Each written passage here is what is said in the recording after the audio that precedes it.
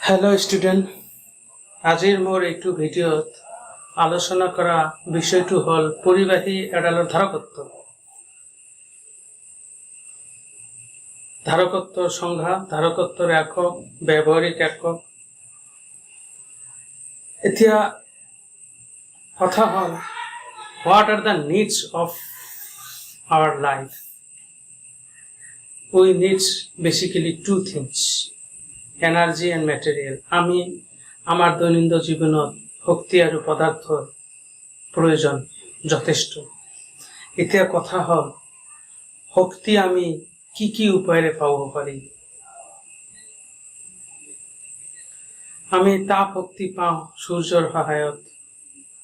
এতিয়া বৈদ্যুতিক শক্তি আমি কি কি উপায়েৰে পাব পাৰি? বৈদ্যুতিক শক্তি আমি দুটা উপায়েৰে পাব পাৰি। এটা হয় উৎসৰ পৰা, নহয় বৈদ্যুতিক শক্তি সঞ্চিত কৰি ৰখা পদ্ধতিৰ পৰা। এতিয়া কথা হ'ল, বৈদ্যুতিক শক্তি আমি কেনেকৈ সঞ্চিত কৰি ৰাখিব পাৰোঁ আৰু বৈদ্যুতিক শক্তি সঞ্চিত কৰি ৰখাৰ প্ৰয়োজন কি?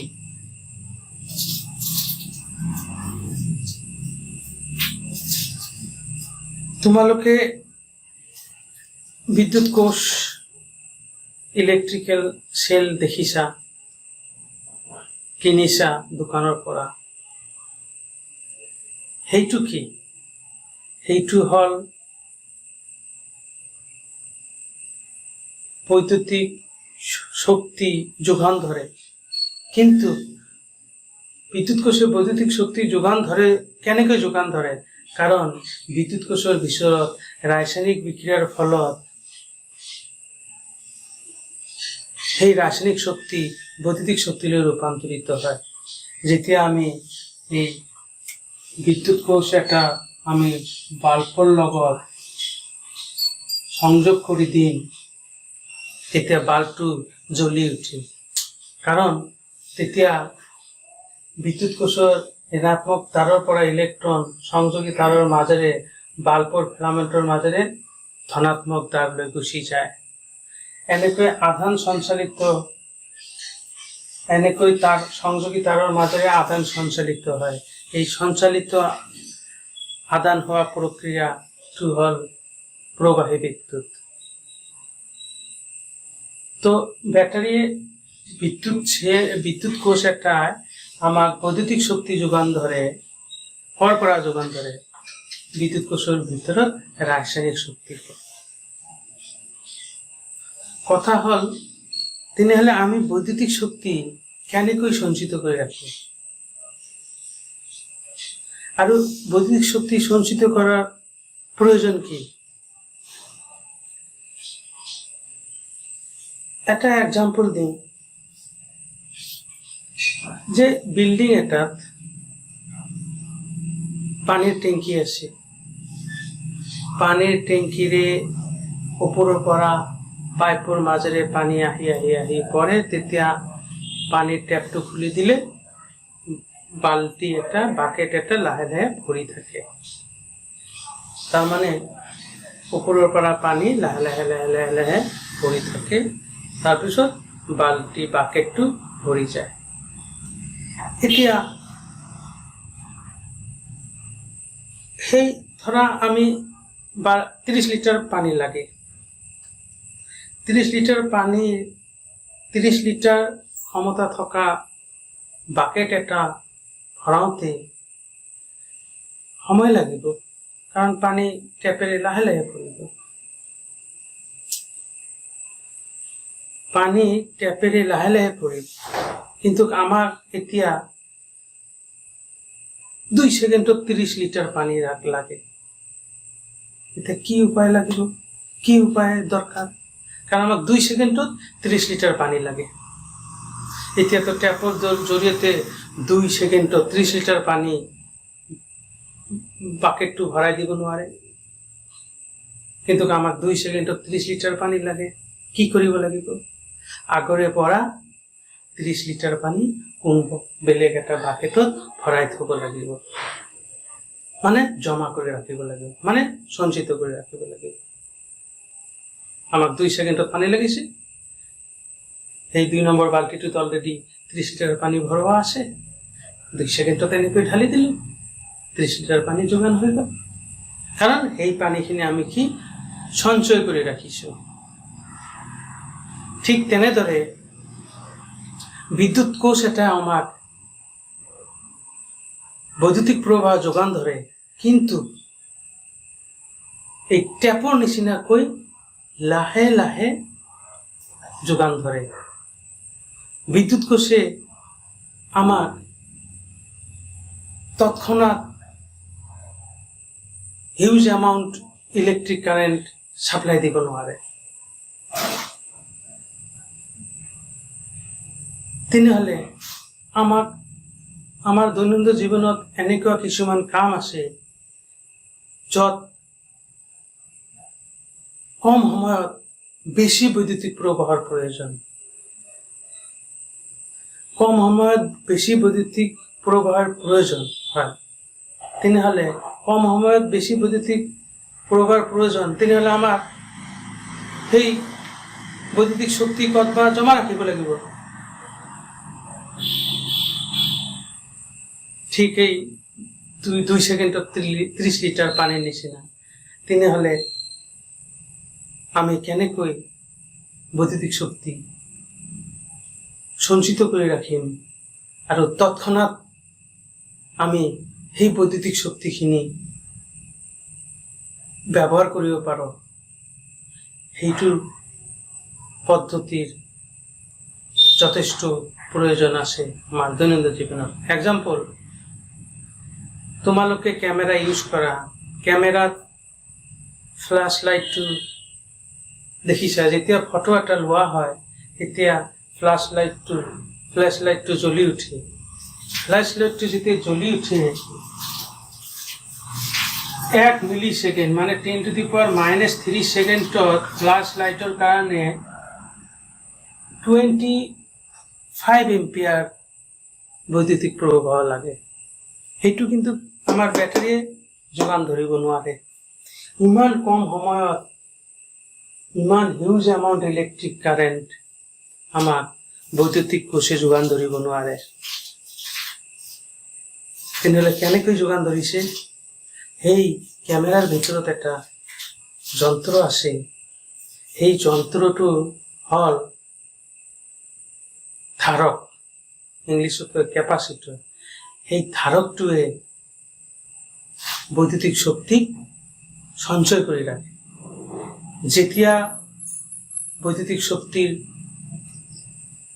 প্ৰয়োজন হয়, বহু পৰিমাণে বৈদ্যুতিক শক্তিৰ প্ৰয়োজন হয়, তেতিয়া ধাৰকটোৱে কম সময়ৰ ভিতৰত বহু পৰিমাণে বৈদ্যুতিক শক্তি যোগান ধৰে। সেইকাৰণে আমাৰ ধাৰক এটাৰ প্ৰয়োজন। তাৰমানে ধাৰক কি বুজিলা? ধাৰক এনে এটা পদ্ধতি যাৰ সহায়ত আমি বৈদ্যুতিক শক্তি সঞ্চয় কৰি ৰাখিব পাৰি। আৰু এটা দৈনন্দিন জীৱনত এক্সাম্পল, ডক্টৰ বিলাক ইউজ কৰে, যেতিয়া পেচেণ্ট এটাৰ হাৰ্টত প্ৰব্লেম হয় বা তেতিয়া কি কৰে, এনেকুৱা 2টা আইৰণৰ নিচিনা চাইছা বুকত এনেকৈ লগাই দিয়ে। লগাই দিয়াৰ ফলত মানুহটো এনেকৈ চিটিকি উঠে। সেই 2টা কি? সেই 2টা কম সময়ত বহু পৰিমাণে বিদ্যুৎ দিয়া হয়। তেনেহলে সেইটোতো আমাক কি লাগে? বৈদ্যুতিক শক্তি, বহু পৰিমাণে বৈদ্যুতিক শক্তি কম সময়ত দৰকাৰ। সেইবিলাক আমাৰ দৈনন্দিন জীৱনত লাগে। সেইকাৰণে বৈদ্যুতিক শক্তি সঞ্চয় কৰি ৰখাৰ প্ৰয়োজন আমাৰ দৈনন্দিন জীৱনত আছে। এতিয়া কথা হল, আমি বৈদ্যুতিক শক্তি কেনেকৈ সঞ্চয় কৰি ৰাখিব পাৰিম, তাৰ ওপৰত মই এইটো আলোচনা কৰিম। ইয়াৰ আগতে তোমালোকক মই পঢ়াইছো যে বস্তু এটা কেনেকৈ আহিতকৰণ কৰা হয়। বস্তু এটা আহিতকৰণ 3 ধৰণৰ পদ্ধতিৰে কৰিব পাৰি। এটা ঘৰ্ষণ পদ্ধতি, এটা বৈদ্যুতিক আবেশ আৰু এটা পৰিবহন পদ্ধতি এই বিষয়ে ইতিমধ্যে মই আলোচনা কৰিছো। এতিয়া মই পঢ়াম পৰিবাহী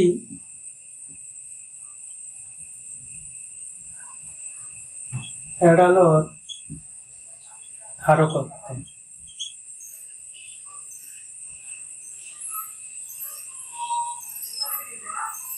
তো এইটো হল পৰিবাহী। মই 4টা স্টেজ, এইটো পৰিবাহী, এইটো এটা পৰিবাহী, একে পৰিবাহী, ঠিক আছে। ধৰা পৰিবাহীডালক মই ধনাত্মক আধান দিছো। পৰিবাহী এডালক মই ধনাত্মক আধান দিলে কি হব? যিকোনো পৰিবাহী বৈদ্যুতিকভাৱে উদাসীন। এতিয়া বাহিৰৰ পৰা যদি মই এটা ধনাত্মক আধান দিওঁ, তেনেহলে এই অতিৰিক্ত ধনাত্মক আধানটো পৰিবাহীৰ ভিতৰত নাথাকে, কাৰণ পৰিবাহীৰ ভিতৰত বৈদ্যুতিক ক্ষেত্ৰৰ মান 0। সেইকাৰণে অতিৰিক্ত আধানখিনি পৰিবাহীৰ পৃষ্ঠত গুচি যায়, ঠিক আছে। এনেকৈ আৰু আধান দিল। এতিয়া এইটো আধান দিল, এইটো ধনাত্মক আধান দিল, আৰু মই ধনাত্মক আধান দিব খুজিছো। কি হব? এই ধনাত্মক আধানে এই ধনাত্মক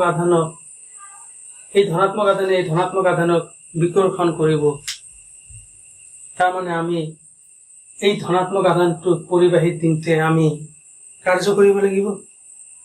সেই কাৰ্যখিনি এই পৰিবাহীত জমা হৈ থাকিব বৈদ্যুতিক শক্তি হিচাপে।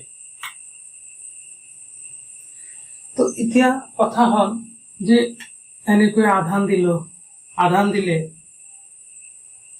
দিলে ইয়াৰ বিভৱ বাঢ়ে, হয় না? আধান দিলে ইয়াৰ কি বাঢ়ে? বিভৱ বাঢ়ে। তাৰমানে এটা ধনাত্মক আধান আছে আৰু আমি ধনাত্মক আধান দিম, তেনেহলে আমি জোৰ কৰি দিলো। তেনেহলে আমি আধান দিলে কি, এটা আধান আছে আৰু এটা আধান দিলে আমি কাৰ্য কৰিব লাগিব। সেই কাৰ্যখিনি ইয়াত কি হৈ যাব? বৈদ্যুতিক শক্তি হিসাবে সঞ্চিত হ'ব। তো এতিয়া কথা হল, যিমান আধান দিম ইমানে পৰিবাহীডালৰ বিভৱ বাঢ়িব, আৰু যেতিয়া বিভৱ বাঢ়িব তেতিয়া বৈদ্যুতিক ক্ষেত্ৰও বাঢ়িব।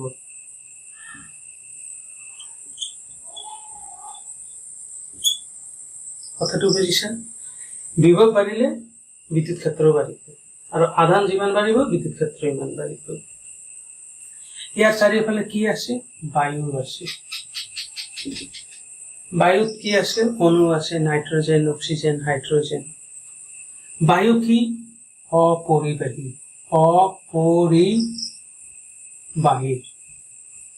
তাৰমানে এইটো বায়ুৰ অণু, ঠিক আছে। এইটো বায়ুৰ অণু আৰু এইটো বায়ুৰ অণুৰ ইলেক্ট্ৰন, ঠিক আছে। এইবিলাক বুজিছা? এতিয়া কথা হল, ধৰা ইয়াত মই 3টা আধান দিছো, ধনাত্মক আধান, বুজিছা? তেনেহলে এই ধনাত্মক আধানে এই বায়ুৰ ঋণাত্মক আধানক কিয় আকৰ্ষণ কৰা নাই? কাৰণ বায়ুৰ অণুত ঋণাত্মক আধান আৰু ধনাত্মক আধানৰ মাজত থকা বৈদ্যুতিক বলটো বেছি তীব্ৰ। সেইকাৰণে এই ধনাত্মক আধানে এই বায়ুৰ ঋণাত্মক আধানক টানি নিব পৰা নাই, ঠিক আছে। তো এনেকৈ ইয়াত 3টা আধান দিছো, আৰু কি দিলো? এইবাৰ আৰু 4টা, আৰু 6টা আধান দিলো, আৰু এইবাৰ কি হব? এইবাৰো বিদ্যুৎ ক্ষেত্ৰ বাঢ়িব। ধৰা এইটো E1 ধৰিলো, ইয়াত বিদ্যুৎ ক্ষেত্ৰ এইটো E2, বিভৱ বাঢ়িব V2, ঠিক আছে। ইয়াৰ চাৰিওফালে কি আছে? এনেকৈ ইয়াৰ চাৰিওফালে বায়ুৰ অণু আছে। এতিয়া বায়ুৰ অণুবিলাক অপৰিবাহী। তোমালোকৰ মনত কোৱেশ্চন জাগেনে? আমি পৰিবাহীডালত এনেকৈ আধান দি আছো, সেই আধানখিনি অতিৰিক্ত আধানখিনি পৰিবাহীৰ পৃষ্ঠত গুচি গৈছে, কিন্তু পৰিবাহীৰ পৰা কিয় বায়ুত যাব পৰা নাই? কাৰণ বায়ুখিনি অপৰিবাহী হৈ আছে। অপৰিবাহী পদাৰ্থৰ মাজেৰে আধান চলাচল কৰিব নোৱাৰে। বুজিছা? ঠিক আছে। এতিয়া কথা হল যে আমি ইয়াত 3টা আধান দিলো, ইয়াত কেইটা দিলো? 6টা আধান দিলো। ইয়াৰ পৰা ইয়ালৈ যে ইয়াত থাকোতে বিদ্যুৎ ক্ষেত্ৰ ইমানখিনি আছে, ইয়াত থাকোতে বিদ্যুৎ ক্ষেত্ৰ ইমানখিনি আছে। তাৰ মানে E2 greater than E1 and এইটোৰ বিভৱ V1 ধৰিলো, V2 greater than V1। এনেকৈ আমি আধান দি থাকিম, পৰিবাহীডালত আধান এনেকৈ দি থাকিম, কি হৈ যাব? পৰিবাহীডালৰ বিভৱ বাঢ়িব। পৰিবাহীডালৰ কিয় বাঢ়িব? পৰিবাহীডালৰ বিভৱ, কাৰণ আধান বাঢ়ি আছে। আধান বাঢ়িলে বিভৱ বাঢ়িব, আৰু বিভৱ বাঢ়িলে বিদ্যুৎ ক্ষেত্ৰ বাঢ়িব। আৰু যেতিয়া বিদ্যুৎ ক্ষেত্ৰ সাফিচিয়েন্টলি হাই হৈ যাব, ধৰা এইটো ইয়াত কেইটা দিছিল? 6টা। এইবাৰ মই 7টা দিলো, ধনাত্মক আধান 7টা দিলো।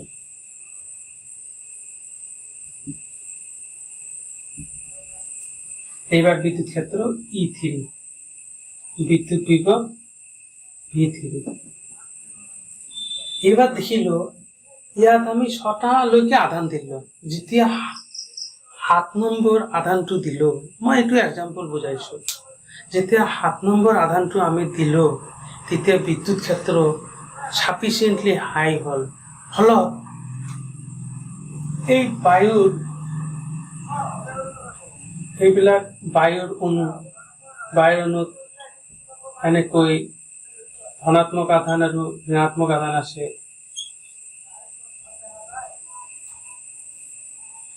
তো এইবাৰ 7 নম্বৰ আধান দিয়াৰ ফলত এই পৰিবাহী ডালে সৃষ্টি কৰা বিদ্যুৎ ক্ষেত্ৰৰ মান যথেষ্ট বেছি হোৱাৰ ফলত বায়ুৰ অণুবিলাকৰ ঋণাত্মক আৰু ধনাত্মক আধান পৃথক হোৱা আৰম্ভ কৰিব। তাৰ মানে এই ঋণাত্মক আধানক এই ধনাত্মক আধানে এনেকৈ টানি নিব, আৰু তেতিয়া ধনাত্মক আধান এইফালে গুচি যাব। তেনেহলে কি হৈ গল? বায়ুৰ অণুবোৰৰ ধনাত্মক আধান আৰু ঋণাত্মক আধানৰ পৃথকীকৰণ হৈ গল। ফলত এই পৰিবাহীৰ চাৰিওফালে যিখিনি বায়ু আছে, সেই বায়ুখিনি কি হৈ গল? আয়নীকৃত হৈ গল, আয়নাইজেশ্যন হৈ গল। তাৰ মানে কি হল?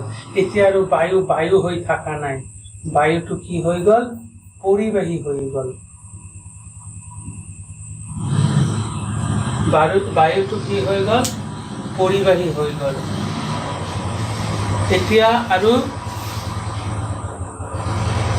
বায়ুটো বায়ু হৈ থকা নাই, পৰিবাহী হৈ থকা নাই। কিয়? কাৰণ বায়ুত থকা অণুবোৰৰ ধনাত্মক আৰু ঋণাত্মক আধানবোৰ পৃথকীকৰণ হৈ গল। ফলত বায়ুটো পৰিবাহী হৈ গল, আৰু পৰিবাহী হলে কি হব? আধান চলাচল কৰিব পাৰিব। তেতিয়া ইয়াত যিমানখিনি আমি আধান দিছো, ইয়াৰ আগতে এই পৰিবাহীত দিয়া আধানখিনি ক্ষৰণ হ'ব পৰা নাই। ক্ষৰণ মানে এই আধানখিনি পৰিবাহীডালৰ পৃষ্ঠৰ পৰা আঁতৰি যাব পৰা নাই। কিয়? কাৰণ এই অৱস্থাত বায়ুখিনি অপৰিবাহী হৈ আছিল, কিন্তু এইটো অৱস্থাত বায়ুখিনি কি হৈ গল? এইটো অৱস্থাত বায়ুখিনি পৰিবাহী হৈ গল।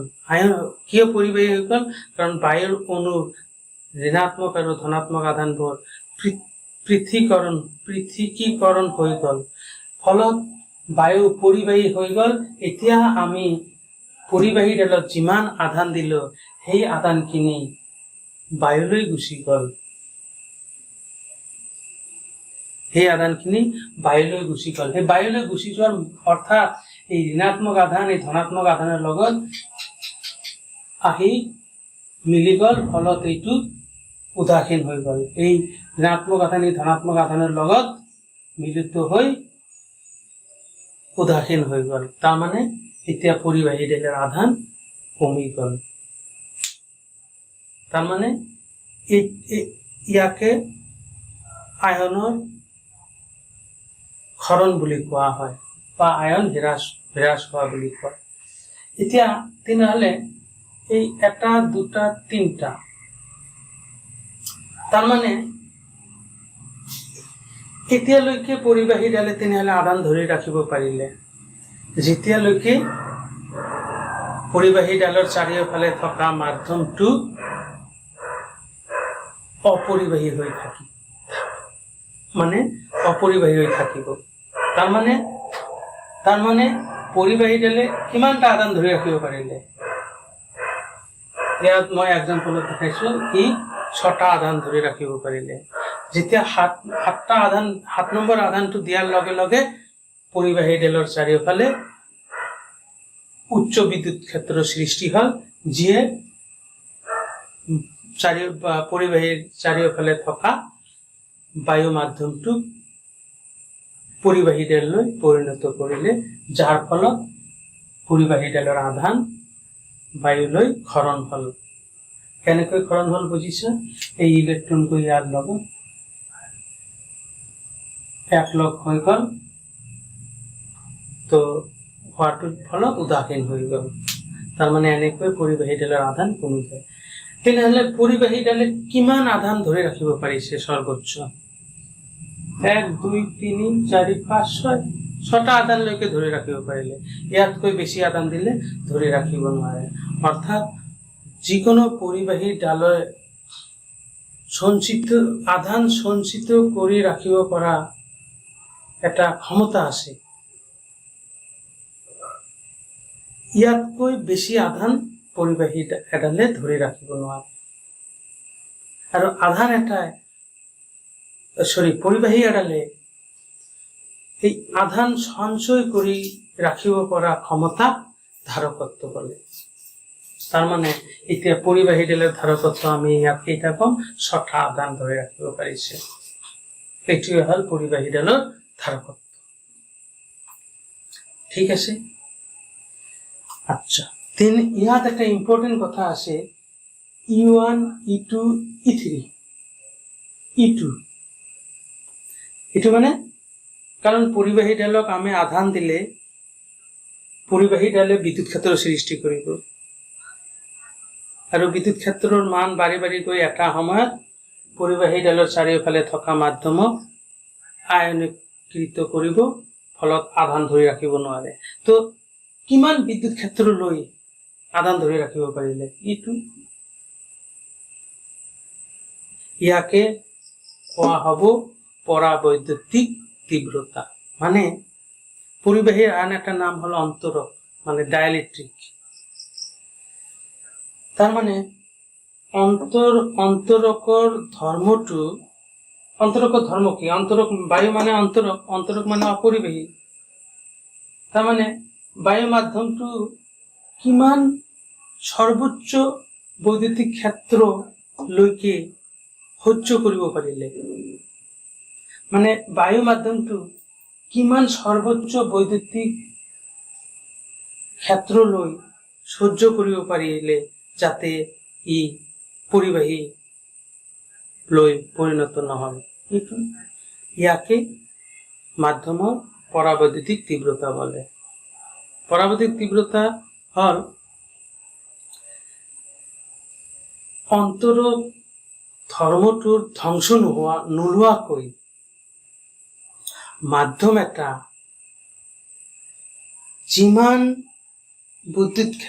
যিমান সৰ্বোচ্চ বৈদ্যুতিক ক্ষেত্ৰ লৈ সহ্য কৰিব পাৰে, সেই বিদ্যুৎ ক্ষেত্ৰৰ মানটোক পৰাবৈদ্যুতিক তীব্ৰতা বলে। তাৰ মানে এই বায়ু মাধ্যমটো কিমান বিদ্যুৎ ক্ষেত্ৰলৈ সহ্য কৰিব পাৰিলে, সহ্য মানে ই পৰিবাহীলৈ পৰিৱৰ্তন নহল, ইটো। গতিকে ইয়াক কি কোৱা হ'ব? পৰাবৈদ্যুতিক তীব্ৰতা। তোমালোকে বুজিছা? পৰাবৈদ্যুতিক তীব্ৰতা বুজিলা যে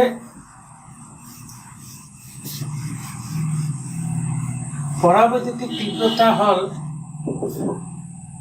যে আকৌ কৈছো যে অন্তৰকৰ ধৰ্মটো ধ্বংস নোলোৱাকৈ, মানে অন্তৰক নিজে অপৰিবাহী, মানে অপৰিবাহী ধৰ্মটো ধ্বংস নোলোৱাকৈ মাধ্যম এটাই যিমান সৰ্বোচ্চ বৈদ্যুতিক ক্ষেত্ৰ সহ্য কৰিব পাৰে, সেই ক্ষেত্ৰখনক এই মাধ্যমটোৰ পৰাবৈদ্যুতিক তীব্ৰতা বলে।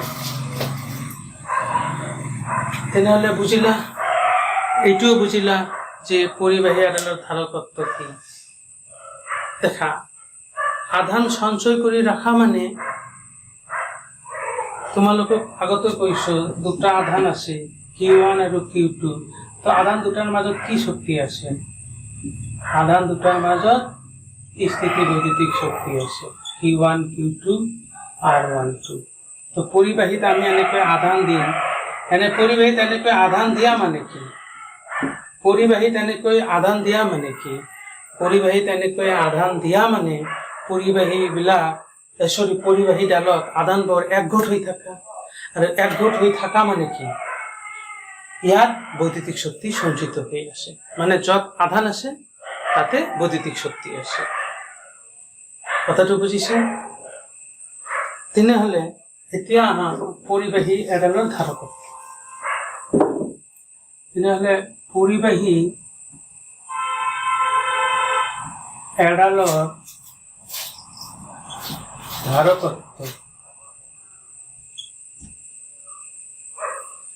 পৰিবাহী এডালৰ ধাৰকত্ব হল পৰিবাহীডালে আধান সঞ্চিত কৰি ৰাখিব পৰা ক্ষমতা। পৰিবাহী এডালৰ ধাৰকত্ব হল পৰিবাহী এডালে বৈদ্যুতিক শক্তি সঞ্চিত কৰি ৰাখিব পৰা ক্ষমতা, আৰু প্ৰয়োজন অনুসৰি কম সময়ত সেই বৈদ্যুতিক শক্তি ব্যৱহাৰৰ কামত, মানে এইটো কৈছো, পৰিবাহী এডালৰ ধাৰকত্ব হল বৈদ্যুতিক শক্তি সঞ্চিত কৰি ৰাখিব পৰা ক্ষমতা, আৰু প্ৰয়োজন অনুসৰি কম সময়ত সেই বৈদ্যুতিক শক্তি এৰি দিয়া। বুজিছা? আচ্ছা, এতিয়া পৰিবাহী এডালৰ ধাৰকত্ব মানে হল আধান ধৰি ৰাখিব পৰা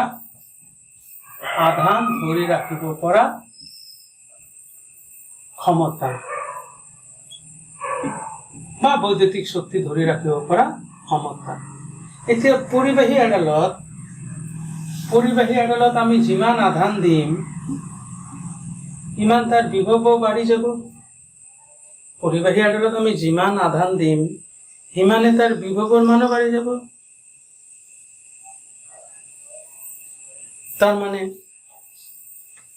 তাৰমানে পৰিবাহী এডালত আধানৰ মান বিভৱৰ সমানুপাতিক। বিভৱৰ মান যিমানে বাঢ়িব পৰিবাহীডালৰ আধানৰ মানো সিমানে বাঢ়িব। তাৰমানে আধান বিভৱৰ সমানুপাতিক। তেনেহলে মেথামেটিক্সৰ নিয়ম অনুসৰি ইয়াত এটা ধ্ৰুৱক আহিব। এই ধ্ৰুৱকটোৰ নাম দিলে পৰিবাহীৰ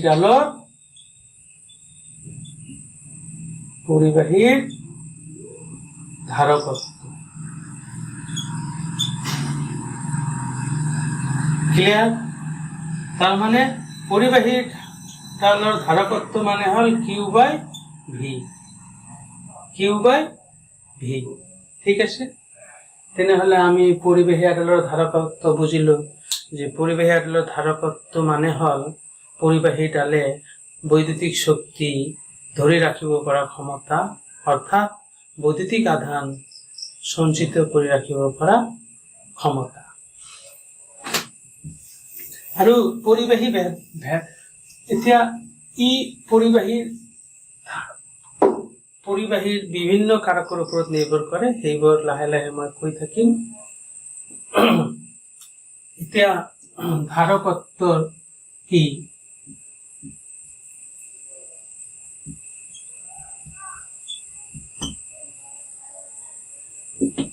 আমি Q ইকুয়াল টু CB পালো, তো C equal to Q by P V।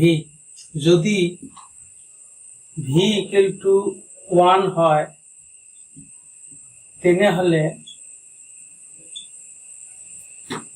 C equal to Q।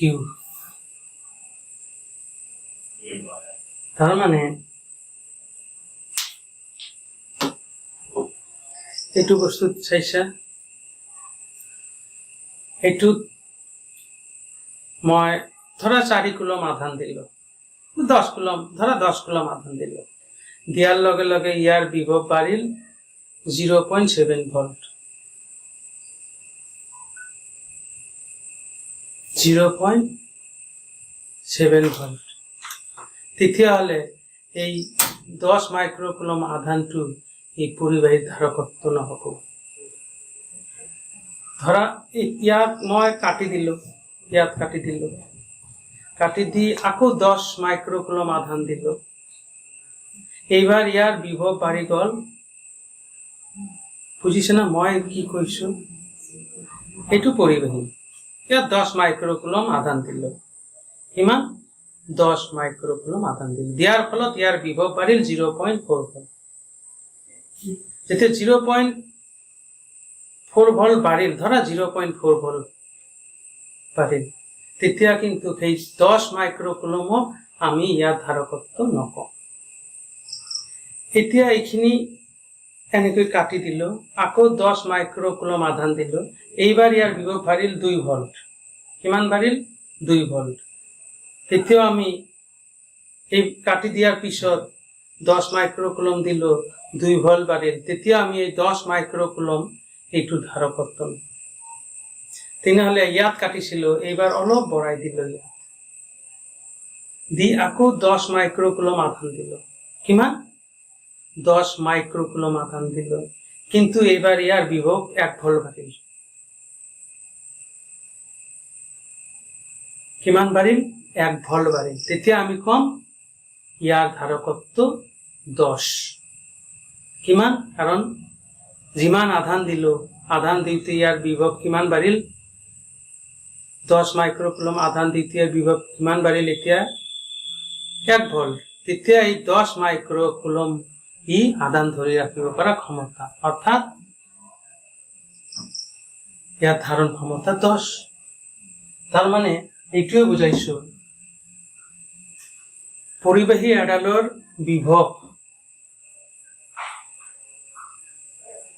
1 বঢ়াবলৈ যিমান আধানৰ প্ৰয়োজন হয়, সেইখিনি পৰিবাহী এডালৰ ধাৰকত্ব বোলে।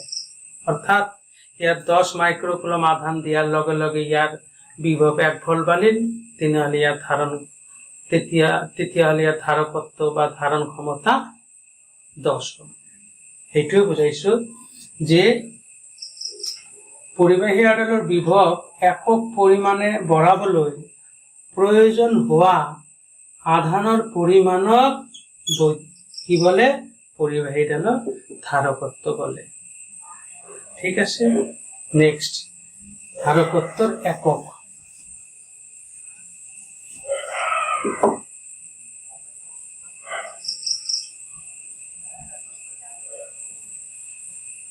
SI পদ্ধতিত ধাৰকত্বৰ একক ফ্যাৰাড। একক এটা কমপ্লিট লিখি এইটো সাইন্টিষ্টৰ নামত, গতিকে যেতিয়া কমপ্লিট একক লিখিবা তেতিয়া স্মল লেটাৰ, আৰু যেতিয়া এটা ৱাৰ্ডত লিখিবা তেতিয়া কেপিটেল লেটাৰ।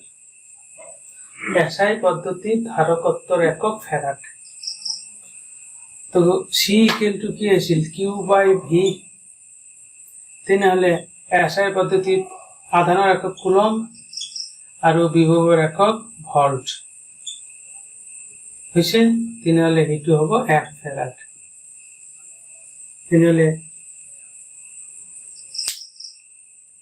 তেনেহ'লে 1 ফেৰাড কি? কোনো পৰিবাহীৰ বিভৱ 1 ভোল্ট বঢ়াবলৈ যদি 1 কুলম আধানৰ প্ৰয়োজন হয় তেনেহ'লে সেই পৰিবাহীডালৰ ধাৰকত্বক 1 ফেৰাড বোলে। সেইখিনি মই নোটত অলৰেডি দি দিছোঁ PDF ফৰ্মত, পঢ়ি ল'বা।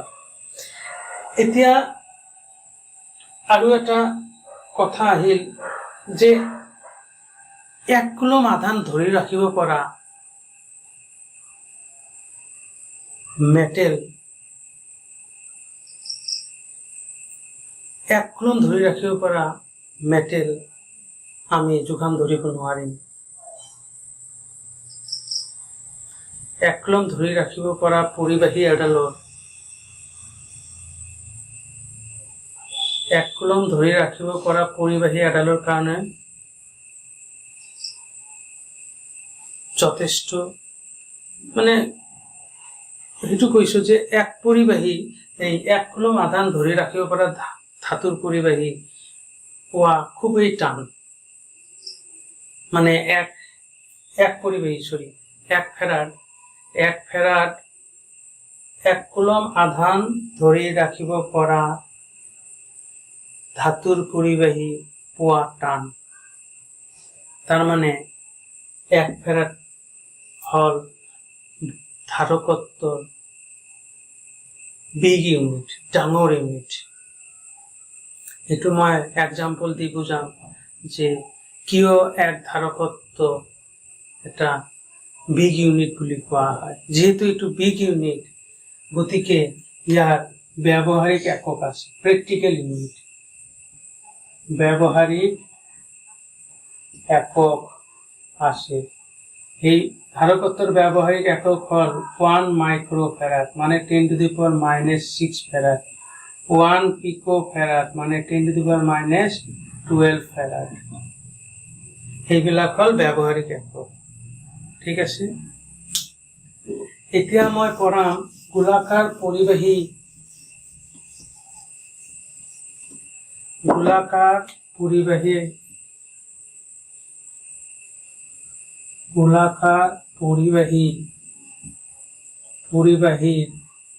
ধাৰকত্ব।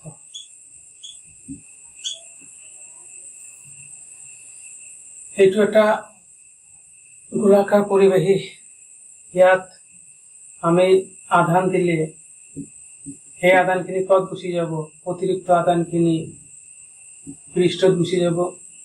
ধৰা হল পৰিবাহীডালৰ ব্যাসাৰ্ধ R আৰু আধান আমি Q দিছো, তেনেহলে মই প্ৰথম চেপ্টাৰত পঢ়াইছো যে গোলাকাৰ পৰিবাহীৰ পৃষ্ঠত বিভৱৰ মান হল 1/4πε0 Q/R।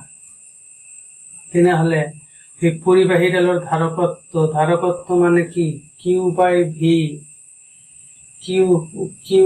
Q/V হল 1/4πε0 Q/R।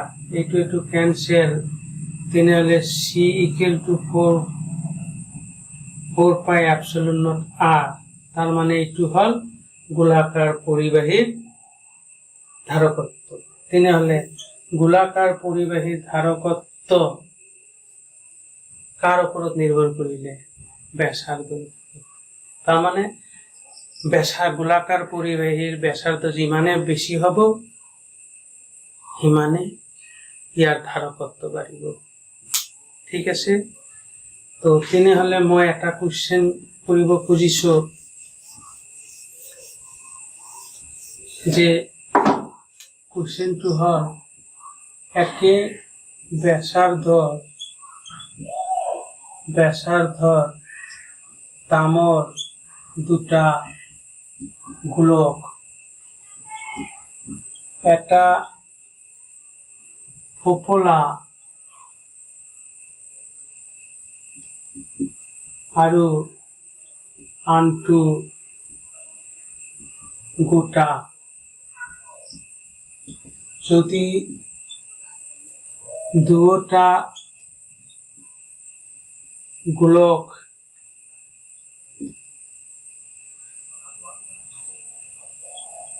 যদি দুটা গোলক সমবিভবেৰে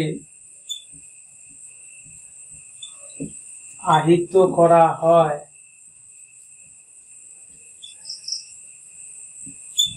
কোনটোৰ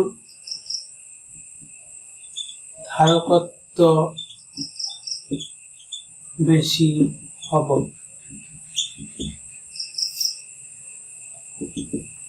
তাৰ মানে এটা দিছে ফোপলা আৰু এটা দিছে তোমাৰ একে ব্যাসাৰ্ধ আৰু এটা দিছে তোমাৰ এনেকৈ গোটা। তাৰমানে তোমালোকে নিশ্চয় ভাবিছা যে গোটাটোৰ ধাৰকত্ব বেছি হ'ব। সেইটো নহয়, আমি জানো কি যে ধারকত্ব গোলাকার পরিবেশ ধারকত্ব 4πε0r c proportional to r। তার মানে যেহেতু দুটার ব্যাসার্ধ কি একে, গতিকে দুটার ধারকত্ব কি হব? একে হব। কারণ এই ধারকত্ব গোলাকার পরিবেশে একটা ফোপলা না গোটা এইটোর ওপৰত নিৰ্ভৰ নকৰে।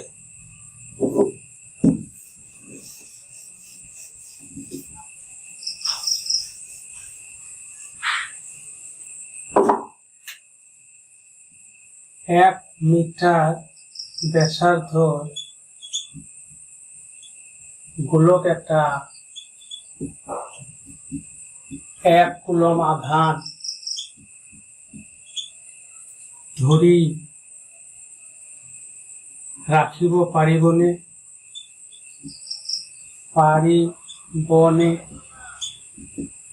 আনসার কিমান ব্যাসার্ধ? 1 মিটার। আধান দিছে 1 কুলম, ব্যাসার্ধ দিছে 1 মিটার। ঠিক আছে, তো বিদ্যুৎ ক্ষেত্রের ফর্মুলা কি হয়? 1/4πε0 q/r²। তো এইটোর মান 9 × 10⁹ কুলম 1, ব্যাসার্ধ 1 স্কয়ার, তো 9 × 10⁹ dV/dr আসিল। তার মানে ইয়ার একক ভোল্ট পার মিটার, তার মানে ইয়ার একক হল ভোল্ট পার মিটার। ঠিক আছে, এতিয়া দেখা বায়ুর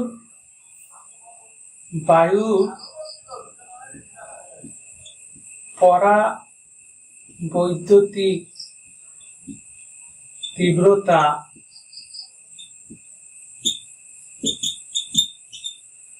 (3 × 10⁶ ভোল্ট মিটার ইনভার্স 1। তার মানে এইখিনি বাদ দিয়া এইখিনি তাহা বায়ুৱে কিমান সময়লৈকে বা কিমান সৰ্বোচ্চ বৈদ্যুতিক ক্ষেত্ৰৰ মানলৈকে সহ্য কৰিব পাৰিব। সহ্য মানে বায়ুৱে কিমান সময়লৈকে বা বায়ুৱে কিমান সৰ্বোচ্চ বিদ্যুৎ ক্ষেত্ৰৰ মান লৈ বায়ুৰ নিজৰ ধৰ্মটো ধৰি ৰাখিব পাৰিব। বায়ুৰ নিজৰ ধৰ্ম কি? অপৰিবাহী। তাৰ মানে যেতিয়া বিদ্যুৎ ক্ষেত্ৰৰ মান ইয়াতকৈ বেছি হ'ব তেতিয়া বায়ুখিনি আয়নিতকৰণ হৈ যাব।